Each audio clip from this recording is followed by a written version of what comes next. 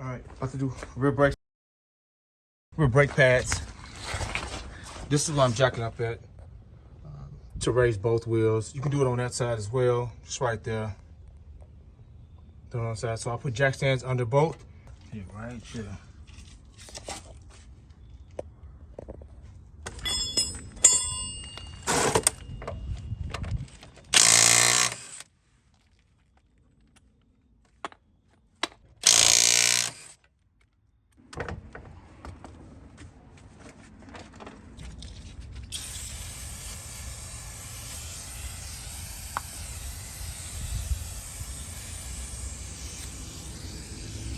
14 millimeter.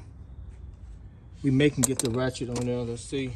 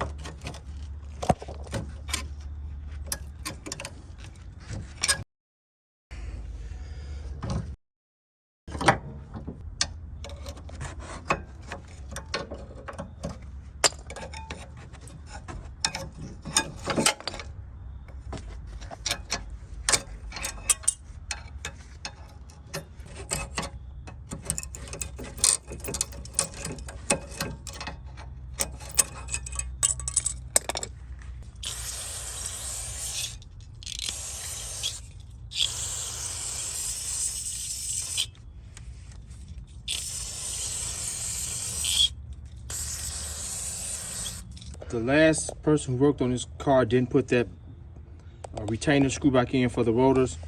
We're gonna put a lug on. This is gonna allow us to. Now we can get the new brackets to go on straight, opposed to them going on crooked and going on offset and possibly rubbing against the rotor. Make sure they're pretty straight. Once you got them lined up, I'm gonna push in here with the screwdriver. Like so. Huh?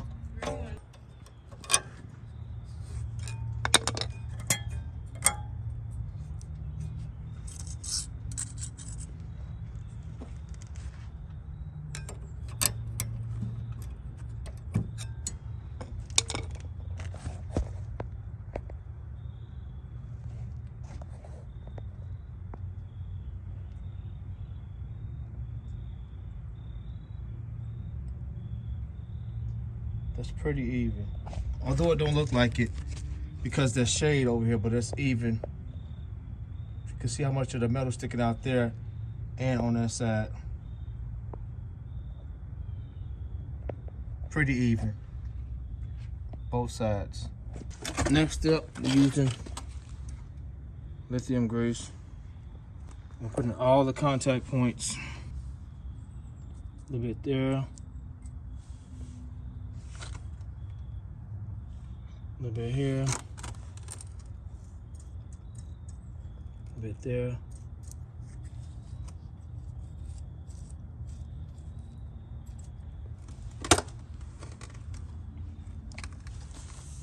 Remember, because those brakes slide in that bracket, the brakes push in and out, and they slide back and forward. In this whole system, the brake slides back and forward like so. So let's apply the brakes and then we'll turn the caliper in. The brake with the indicator goes on the back.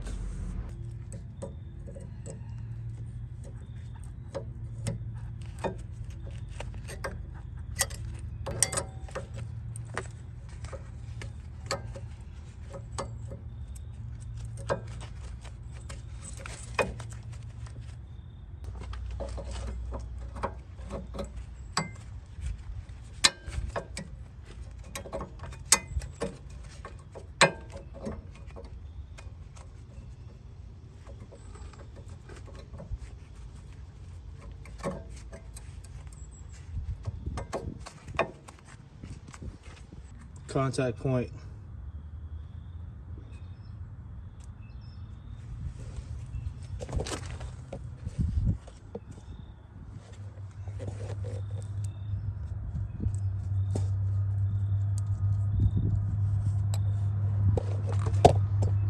So contact point for the brakes, contact points for the brake pads. So you want to keep them lubed up. And now let's turn this in. I'm going to use number 7.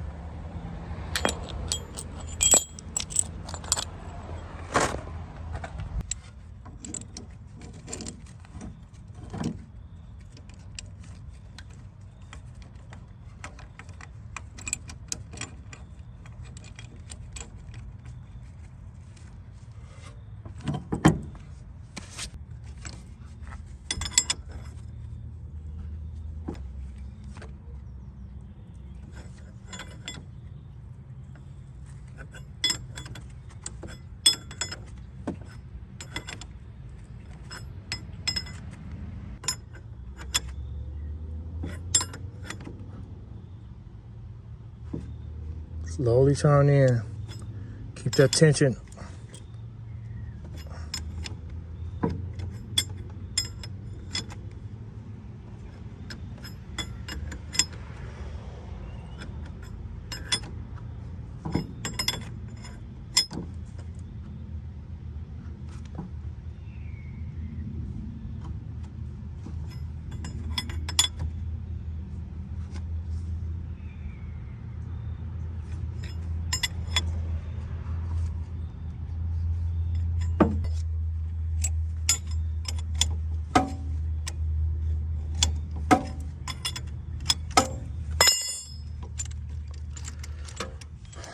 That should be enough.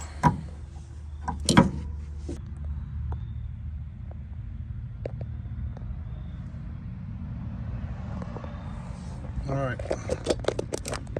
You can also use some needle nose pliers. If you don't have this set, and it's super cheap to own this set. I bought this 13 years ago, and this was $20-some, so it's probably even cheaper now. You can use some needle nose pliers to turn this out when it's easy to turn in.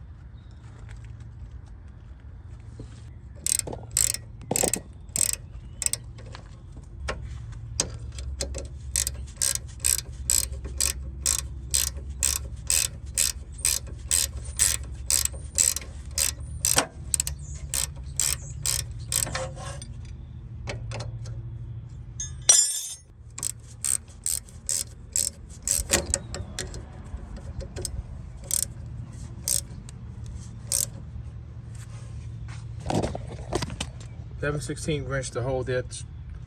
The torque specs for these bolts are also 26 foot-pounds. The caliper bolts on the front is 26 foot-pounds as well.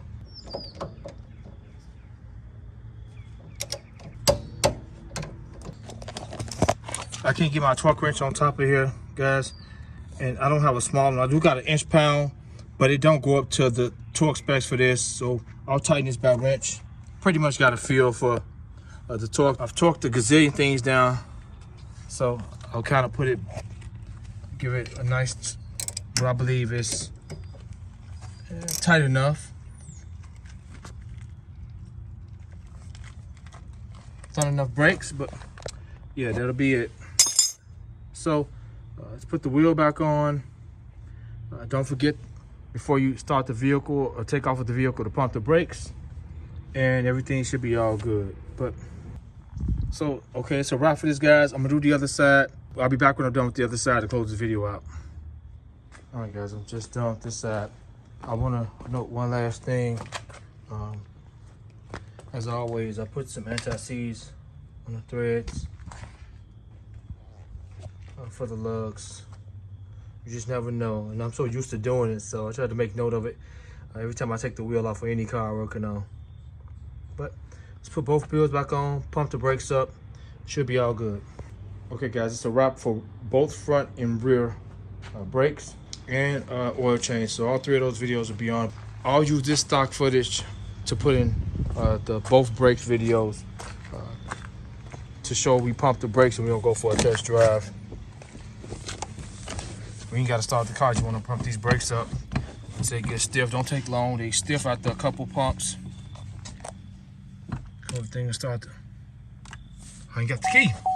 That would help if I had the key. Let me get the key. All right, we're bagging up.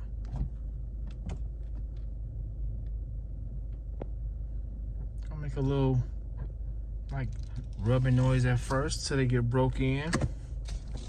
After the first couple stops.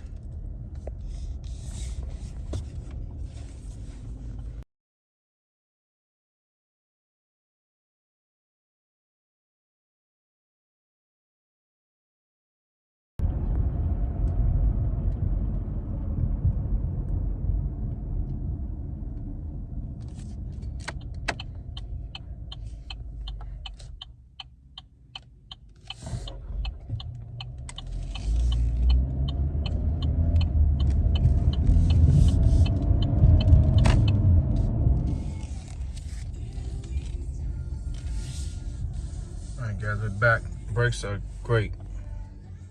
Great. All right, guys, thanks for watching. Terrence, I'm out.